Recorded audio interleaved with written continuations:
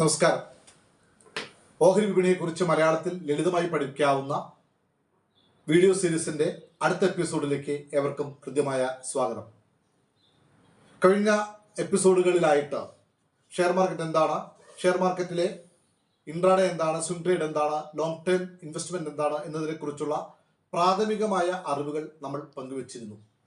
ആദ്യമായിട്ടാണ് നിങ്ങൾ ഈ വീഡിയോ കാണുന്നതെങ്കിൽ ആ പഴയ വീഡിയോ കൂടി ഇവിടെ പ്ലേലിസ്റ്റായിട്ട് കാണും. അതിൽ നിന്ന് തുടക്കം മുതലുള്ള വീഡിയോ കണ്ടതിന് ശേഷം മാത്രം ഈ വീഡിയോ കാണുക. തീർച്ചയായും അത് നിങ്ങൾക്ക് ഉപകാരമേ ചെയ്യൂ എന്ന് ഓർമ്മിപ്പിക്കുന്നു. ഒപ്പം നിങ്ങളുടെ ഒരു സപ്പോർട്ട് പ്രതീക്ഷിക്കുന്നു. തുടക്കത്തിൽ തന്നെ ഈ വീഡിയോ ഒന്ന് ലൈക്ക് ചെയ്ത് സബ്സ്ക്രൈബ് ചെയ്ത് സപ്പോർട്ട് ചെയ്യണമെന്ന് സ്നേഹത്തോടെ ഓർമ്മിപ്പിക്കുന്നു. ഇനി ഓഹരി വിപണിയുമായി ബന്ധപ്പെട്ട് എന്ത് വാർത്ത കേൾക്കുമ്പോഴും കാണുമ്പോഴും നമ്മൾ സ്ഥിരമായിട്ട് കേൾക്കുന്ന രണ്ട് വാക്കുകളാണ് ബുൾസ് ആൻഡ് ബയേഴ്സ്. കാളകളും കരടികളും. മാർക്കറ്റ് ഇടിഞ്ഞു, മാർക്കറ്റ് മുകളിലേക്ക് കയറി എന്നൊക്കെ പറയുമ്പോൾ അതിൻ്റെ കൂടെ ഇത്തരം ചിത്രങ്ങൾ വളരെ സ്വാഭാവികമായിട്ട് നിങ്ങൾ കണ്ടു കാണും. അതുപോലെ തന്നെ മറ്റൊരു ചിത്രമാണ് ബോംബെ സ്റ്റോക്ക് എക്സ്ചേഞ്ചിൻ്റെയും നാഷണൽ സ്റ്റോക്ക് എക്സ്ചേഞ്ചിൻ്റെയും ചിത്രങ്ങൾ. അതുപോലെ മറ്റൊന്നാണ് ഗ്രാഫുകൾ. എന്തായാലും എന്താണ് ബുൾസ് ആൻഡ് ബയേഴ്സ്, എന്താണ് ഈ ഗ്രാഫിലെ റെപ്രസെൻറ്റേഷൻസ് എന്നുള്ളതിനെ കുറിച്ചുള്ള പ്രാഥമികമായ വിവരങ്ങളാണ് ഇന്നത്തെ വീഡിയോയിൽ പങ്കുവയ്ക്കാനായിട്ട് ഉദ്ദേശിക്കുന്നത്. Bulls and buyers.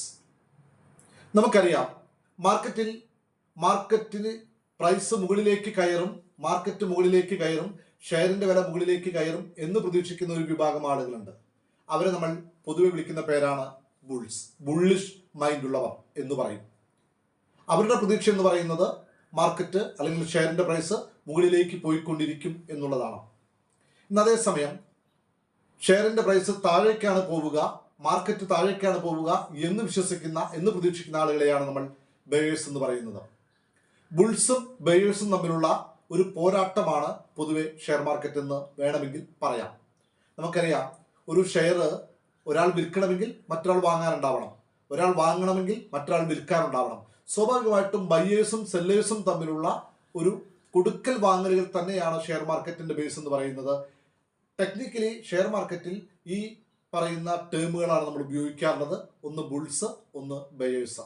മനസ്സിലായി എന്ന് വിചാരിക്കുന്നു. അങ്ങനെ ബുൾസ് ആയിട്ടുള്ള ആളുകളെ, അവരുടെ വ്യൂയെ നമ്മൾ വിളിക്കുന്ന പേര് ബുള്ളിഷ് വ്യൂ എന്നാണ്. ബയേഴ്സ് ആയിട്ടുള്ള ആളുകൾ, മാർക്കറ്റ് താഴേക്ക് വീഴും എന്ന് കരുതുന്ന ആളുകളുടെ വ്യൂയെ നമ്മൾ ബെയറിഷ് വ്യൂ എന്ന് പറയും. വളരെ കോമൺ ആയിട്ട് ഉപയോഗിക്കുന്ന രണ്ട് വാക്കുകളാണ് ബുൾസ്, ബുള്ളിഷ്, ബയേഴ്സ്, ബെയറിഷ്. ഇനി ബുൾസിനെയും ബയേഴ്സിനെയും ഒക്കെ സൂചിപ്പിക്കാനായിട്ട് ചില സിംബൽസ് സ്റ്റോക്ക് മാർക്കറ്റിൽ ഉപയോഗിക്കാറുണ്ട്. നമുക്കറിയാം, ഒരുപാട് ചാർട്ടുകൾ ഷെയർ മാർക്കറ്റുമായി ബന്ധപ്പെട്ട് കാണുന്ന സമയത്ത് നിങ്ങൾ കണ്ടു കാണും.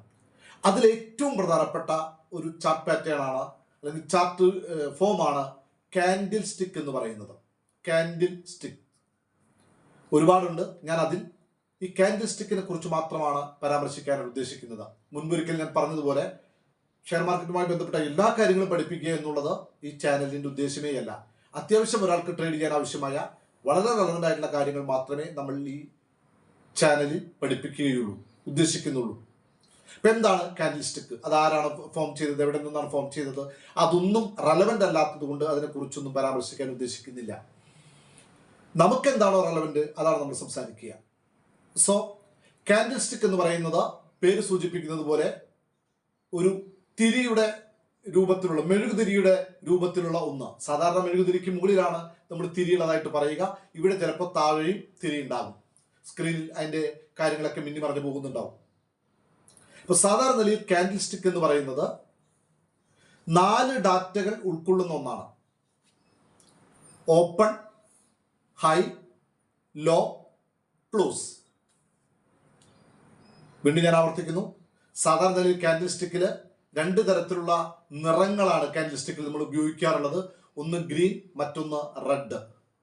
ഈ ഗ്രീനും റെഡും ഒക്കെ വേൾഡ് വൈഡ് ധാരാളമായിട്ട് ഉപയോഗിക്കുന്ന കളറുകളായതുകൊണ്ടാണ് അങ്ങനെ പറയുന്നത്. അങ്ങനെ തന്നെ വേണമെന്നില്ല. ഈ കളറുകളൊക്കെ വേണമെങ്കിൽ നമുക്ക് മാറ്റാനായിട്ട് സാധിക്കും. നമുക്ക് ഡിസൈഡ് ചെയ്യാം ഏത് കളർ വേണമെന്ന്. അപ്പോൾ അതിനെക്കുറിച്ച് പിന്നീട് വിശദമായിട്ട് പഠിക്കാം. എങ്കിലും പഠിക്കാൻ എളുപ്പത്തിന് വേണ്ടി ഞാൻ ഗ്രീൻ, റെഡ് എന്നീ 2 വാക്കുകൾ ഉപയോഗിക്കുന്നു. അപ്പോൾ ഗ്രീൻ എന്ന് പറയുന്നത് നമ്മൾ ഇവിടെ ബുള്ളിഷിനെ സൂചിപ്പിക്കുന്നു, റെഡ് എന്ന് പറയുന്നത് ബെയറിഷിനെ സൂചിപ്പിക്കുന്നു. സോ എന്താണ് കാൻഡിൽ സ്റ്റിക്ക്? തൊട്ട് മുമ്പ് പറഞ്ഞതുപോലെ ഓപ്പൺ, ഹൈ, ലോ, ക്ലോസ്. ഈ 4 ഡാറ്റകളും റിഫ്ലക്ട് ചെയ്യുന്ന ഒന്നിന്റെ പേരാണ് കാൻഡിൽ സ്റ്റിക്ക്. ഓഹരി വിപണിയിൽ ധാരാളം ആളുകൾ അഥവാ മെജോറിറ്റി ആളുകൾ ഉപയോഗിക്കുന്ന ഒരു പാറ്റേൺ ആണിത്. ഉദാഹരണത്തിന് ഒരു ഷെയർ 100 രൂപയ്ക്ക് ഓപ്പൺ ചെയ്തു. ഒരു ദിവസം മാർക്കറ്റ് ഓപ്പൺ ചെയ്യുന്ന സമയത്ത് 9:15 മാർക്കറ്റ് ഓപ്പൺ ചെയ്യുന്നത്. 100 രൂപയ്ക്ക് ഒരു ഷെയർ ഓപ്പൺ ചെയ്തു എന്ന് വിചാരിക്കുന്നതിന്റെ വില. അപ്പൊ എന്ന് പറയുന്നത് ഓപ്പൺ എന്ന് പറയുന്നത് 100 ആണ്. ആ ഓഹരി അന്നത്തെ ഒരു ദിവസം 110 രൂപ വരെ മുകളിലേക്ക് പോയെങ്കിൽ, അതാണ് അതിന്റെ ഹൈ എങ്കിൽ, നമ്മൾ അതിന്റെ എച്ച് എന്ന് പറയുന്നത് 110. അപ്പൊ 100 ഓപ്പൺ ചെയ്തു. പരമാവധി അന്നത്തെ ഒരു ദിവസം 3:30-ക്കുള്ളിൽ അത് മാക്സിമം പോയത് 110 ആണെങ്കിൽ സ്വാഭാവികമായിട്ടും അതിന്റെ ഹൈ എന്ന് പറയുന്നത് എച്ച് എന്ന് പറയുന്നത് 110. ചിലപ്പോൾ 100 ഓപ്പൺ ചെയ്തിട്ട് താഴേക്ക് വന്നിട്ടുണ്ടാവാം. അങ്ങനെയാണെങ്കിൽ എവിടെ വരെയാണോ താഴേക്ക് ലാസ്റ്റ് വന്നത്, ഏറ്റവും ബോട്ടം ലെവലിൽ എവിടെ വരെയാണോ വന്നത് അന്നത്തെ ദിവസം, അതിന് നമ്മൾ എന്ത് പറയും? എൽ എന്ന് പറയും, ലോ എന്ന് പറയും. ഉദാഹരണത്തിന് ഞാൻ ഈ പറഞ്ഞ എക്സാമ്പിളിൽ 100 രൂപയ്ക്ക് ഓപ്പൺ ചെയ്തു, മുകളിലേക്ക് 110 വരെ പോയി, താഴേക്ക് 90 വരെ പോയി എന്ന് വിചാരിക്കൂ. അപ്പോൾ ലോ എന്ന് പറയുന്നത് 90 ആണ്. പക്ഷേ ക്ലോസ് ചെയ്തത്, അന്നത്തെ ദിവസം ക്ലോസ് ചെയ്തത് 105-ലാണെന്ന് വിചാരിക്കൂ. അപ്പൊ ഞാൻ 4 ഡാറ്റകൾ പറഞ്ഞു. ഓപ്പൺ ചെയ്തത് 100 ആണ്, ഹൈ പോയത് 110 ആണ്, ലോ പോയത് 90 ആണ്, ക്ലോസ് ചെയ്തത് 105 ആണ്. സ്വാഭാവികമായിട്ടും ഈ 4 ഡാറ്റകളും ചേരുന്ന ഒരു കാൻഡിലിനെയാണ് നമ്മൾ കാൻഡിൽ സ്റ്റിക്ക് എന്ന് വിളിക്കുന്നത്. ക്ലിയർ ആയെന്ന് വിചാരിക്കുന്നത്. ഒരു കാൻഡിൽ സ്റ്റിക്ക് കണ്ടാൽ ഈ 4 ഡാറ്റകൾ നമുക്ക് മനസ്സിലാവും. പക്ഷെ ഞാനിവിടെ പറഞ്ഞതിൽ ചില കാര്യങ്ങൾ കൂടി ക്ലാരിറ്റി വരുത്തേണ്ടതുണ്ട്. ഒന്ന്, ഇതൊരു ദിവസത്തെ കാര്യമാണ് പറഞ്ഞത്. ഇനി ഒരു ദിവസം തന്നെ ആവണമെന്നില്ല. ഒരു മിനിറ്റിൽ ഒരു ഷെയറിന്റെ വില എവിടെ നിന്ന് ഓപ്പൺ ചെയ്തു, എവിടെ വരെ ഹൈ പോയി, എവിടെ വരെ ലോ പോയി, എവിടെ ക്ലോസ് ചെയ്തു എന്നതും നമുക്കൊരു കാൻഡിൽ സ്റ്റിക്ക് ആയിട്ട് റീഡ് ചെയ്യാനായിട്ട് പറ്റും. 3 മിനിറ്റ് അങ്ങനെ പരിഗണിക്കാം. അപ്പൊ എന്താ അതിന്റെ അർത്ഥം? 3 മിനിറ്റിൽ ആ ഷെയർ അവിടെ ഓപ്പൺ ചെയ്തു, ഹൈ, ലോ, ക്ലോസ്. 5 മിനിറ്റ് ആണെങ്കിലോ 5 മിനിറ്റിൽ ആ ഷെയർ അവിടെ ഓപ്പൺ ചെയ്തു, ഹൈ, ലോ, ക്ലോസ്. അതുപോലെ തന്നെ 1 അവർ ആണെങ്കിലോ, 1 ഡേ ആണെങ്കിലോ, 1 മന്ത് ആണെങ്കിലോ, 1 വീക്ക് ആണെങ്കിലോ, 1 ഇയർ ആണെങ്കിലോ എന്ന് വെച്ചാൽ ടൈം ഫ്രെയിം എന്ന് പറയുന്നത് നമ്മൾ തീരുമാനിക്കുന്നതാണ്. അർത്ഥം ഇത്രയേ ഉള്ളൂ. നമ്മൾ ഏത് സമയത്തിലാണോ കൊടുക്കുന്നത് ആ സമയത്ത് ഒരു കാൻഡിൽ, ഇപ്പോൾ 1 മിനിറ്റ് ആണെങ്കിൽ ഒരു കാൻഡിൽ ഫോം ചെയ്യാൻ എടുക്കുന്ന സമയം എത്രയാണ്? 1 മിനിറ്റ് ആണ്. 3 മിനിറ്റ് ആണ് നമ്മൾ കൊടുക്കുന്നതെങ്കിൽ, ടൈം ഫ്രെയിം നമ്മൾ കൊടുക്കുന്നതെങ്കിൽ 3 മിനിറ്റ് കൊണ്ടായിരിക്കും ഒരു കാൻഡിൽ ഫോം ചെയ്യപ്പെടുക. 5 മിനിറ്റ് ആണ് നമ്മൾ കൊടുക്കുന്നതെങ്കിൽ അതെങ്ങനെയാന്നൊക്കെ പിന്നീട് പറയാം. 5 മിനിറ്റ് കൊണ്ടായിരിക്കും ഒരു കാൻഡിൽ ഫോം ചെയ്യുന്നത്. 1 അവർ ആണ് കൊടുക്കുന്നതെങ്കിൽ ഒരു കാൻഡിൽ ഫോം ചെയ്യാനായിട്ട് 1 അവർ എടുക്കും. ക്ലോസ് ചെയ്യാനായിട്ട് കാൻഡിൽ ഫോം ചെയ്ത് ക്ലോസിംഗിന് വരുമ്പോൾ 1 അവർ എടുക്കും. ക്ലിയർ ആയെന്ന് വിചാരിക്കുന്നു. സോ ആകെ തുക ഇതാണ്. ഒരു കാൻഡിലിൽ OHLC 4 ഡാറ്റകളുണ്ട്. അപ്പൊ എങ്ങനെയാണ് ഒരു കാൻഡിൽ ഗ്രീൻ കാൻഡിലും റെഡ് കാൻഡിലുമായി മാറുന്നത്, അഥവാ ബുള്ളിഷ് കാൻഡിലും ബെയറിഷ് കാൻഡിലുമായിട്ട് മാറുന്നത്? അതിനെക്കുറിച്ചാണ് നമ്മൾ ഇനി സംസാരിക്കാനായിട്ട് പോകുന്നത്. ഞാൻ തൊട്ട് മുമ്പ് പറഞ്ഞ ഉദാഹരണത്തിൽ ഓപ്പൺ എത്രയാണെന്ന് ഓർക്കുന്നുണ്ടോ? ഒന്ന് റിവൈസ് ചെയ്ത് നോക്കൂ. 100 ആയിരുന്നു ഓപ്പൺ. എവിടെ വരെ പോയി എന്നാ പറഞ്ഞത്? ഹൈ 110 ആയിരുന്നു. ക്ലോസ് എവിടെയാണ്? 90 ആണ്. സോറി, ലോ 90 ആണ്. ക്ലോസ് എവിടെയായിരുന്നു? 105 ആയിരുന്നു. വളരെ ലളിതമായി മനസ്സിലാക്കേണ്ട ഒരു കാര്യം, ഓപ്പൺ ചെയ്തത് 100-ലും ക്ലോസ് ചെയ്തത് 105-ലുമാണെങ്കിൽ, എന്ന് വെച്ചാൽ ക്ലോസ് ചെയ്തത് ഓപ്പണിന്റെ മുകളിലാണെങ്കിൽ ആ കാൻഡിലിന്റെ നിറം എന്ന് പറയുന്നത് ഗ്രീൻ ആയിരിക്കും.